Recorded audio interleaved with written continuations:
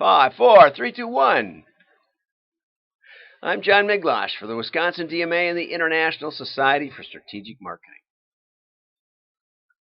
Right, now I just lost my window here.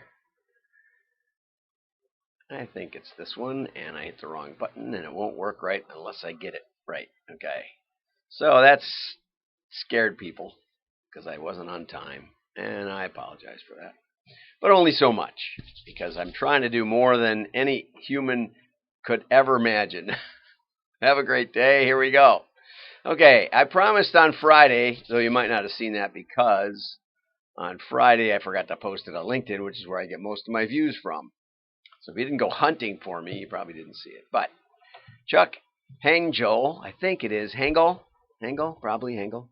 Chuck and I have met up in the Twin Cities. Really smart guy. And he has some thoughts on TV that I think are really great. And his concern is that we're trying to treat TV just like digital channels. So companies are running smaller tests. And last week, if you didn't catch that thing on statistical analysis for mature audiences only, I highly recommend it. We got into the Chebyshev equation and why testing is a little more complicated than you might think if you read just direct marketing textbooks. And if you haven't read any direct marketing textbooks, then for heaven's sakes, make sure you're getting 250 responses in consumer and maybe less, 50 or so in B2B if you're running smaller, if you're running B2B. We cut a few corners in B2B because it's harder to get. There aren't any lists that are big enough to get 250 results every time. Okay, but anyway, they want immediate results. I think that's probably the number one thing if we wanted to boil it down. TV is a little tougher to test, and Chuck points out TV is not like any other digital channel. And what he means by it, I think, is that the tracking is more tangential. We always used to say that in direct mail, that you don't know who really watched it. Now, if we're honest about it, you don't know who really saw it in digital either. Yeah, you can drop a cookie on there. You can drop a cookie to everybody who goes and visits ESPN, but that doesn't mean they saw your ad. Okay, so why would you use TV? TV is more like word of mouth than like any digital channel. Okay? TV gets a conversation started. TV can start a social trend. Just think about Colin Kaepernick. And I've made plenty of comments about whether that made sense for Nike or not. They just fired half their marketing team. But that aside, we're talking about it, right? Instantly, you're all talking about it. So the truth is TV can pour gasoline on good marketing. And I think that's a part that's kind of lost most of the time. Chuck says TV can reach larger milestones than other channels because it's an upper funnel channel that drives global business results, right? And you can also drive local results, but you can drive them in a big way. But it's hard to immediately prove how the TV channel is working. One thing Chuck recommends is pre-test a dozen creatives and you can predict with 95% confidence the winning spot.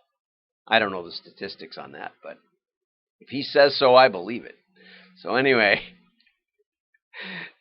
you can also get executive level buy-in because they can see the spot. Turn the sound off and see if it still makes sense, right? And TV affects the entire marketing ecosystem. It makes all your lead generation more effective. Now, with all of this said, right, don't think too small, get a lot of reach. I'm going to go over to a case study, and we're going to talk about that for a second. I'm going to talk about a case study with Lovesac. Let's see why this isn't fitting in here right. Got to make it a little different. That's pretty good. That's really good. Okay, I got this stuff down. You know that I got this stuff down. Okay, and we'll tuck it up just a touch. Nope, can't do that. Tuck it down a touch. Okay, so we're going to talk a little bit about a case study. We worked with Lovesac as their circulation company for about 3 years. They had about 80 stores. They're public now, so all this is public information. Okay, they had a mature website. They had They have high ticket merchandise. They have a wide variety of social media. And some consultant somewhere said you should have a catalog. Well, they got terrible results, and they got a new VP of marketing, and he said to me, "Why would we want to mail to people who've already bought? They already know our product. We need to get word out to people who haven't heard of our product." Made sense. It was a complex sale. It was a low number of customers. I think it was one of the worst possible direct mail applications. But I said, hey, how about new VP of marketing wondered the value of mail. I said, why don't we do a holdout test? Okay. Oh, you can't see my cursor, so I will give up trying to show you the cursor.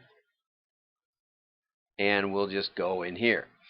So he said, can you really show me that? And I said, yeah. What we'll do is we'll take several thousand customers. We'll mail a bunch of them. We were planning to mail them anyway. And we'll not mail a bunch of them. And we'll pretty carefully randomly select them. It's a lot harder than you think. Actually, the first test was kind of botched because people had multiple houses, and we kept out one house, but we mailed them at the other house, and we still got orders. So it muddied the waters a bit. So we redid it, and we got about a 300% ROI.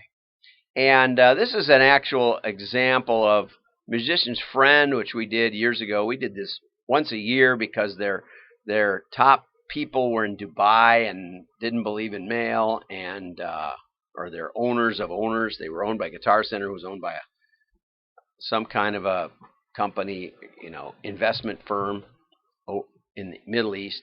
Didn't have a mail culture, let's just say. And what we found was the people who didn't get mail did far worse than the people who did get mail. And the people who got held out not mailed for 3 months did far worse than the people who got mailed in 3 months. So it more than paid off the less than a buck catalog, as you can see. Okay, so the new VP of marketing worked with us.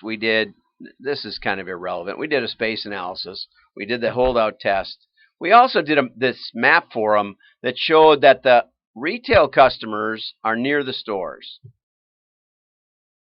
Well, no, actually, and I kept looking at this saying, is that what I really wanted to say? No, I later changed the slide. The web customers also were near the stores. Of course, the retail customers were near the stores, but the web customers were near the stores, and that was kind of an eye-opener.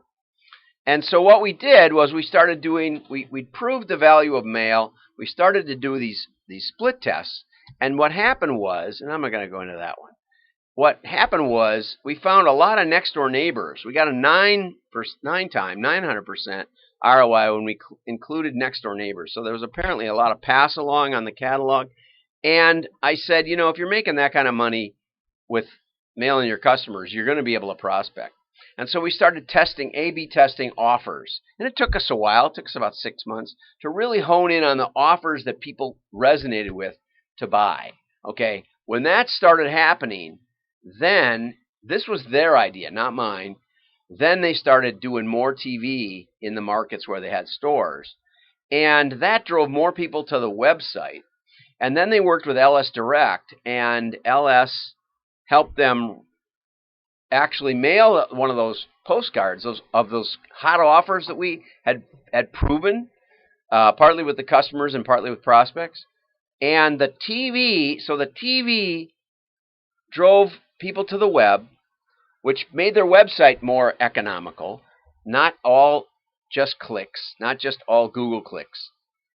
Drove them to the web, but even the Google clicks probably you could track it, saw the TV commercial. So it made the clicks more effective. It made the website more effective. And then we did retargeting. And again, most of this was their idea. So really congratulate them on figuring out this TV, mail, and web connection. And over the course of 3 years, we went from 50 million to 100 million. That last year was a lot this. Okay. The first 2 years, I think it was a lot our ideas, but really, really good. And that is exactly, I think, an illustration of Chuck's point. Here's some of the mailers. There's some of the growth. Really good growth. Like, you can't see my cursor. And that means mail can be a really integral part of the TV web mix. And I encourage you to be thinking outside the box. This digital thing, yeah, great.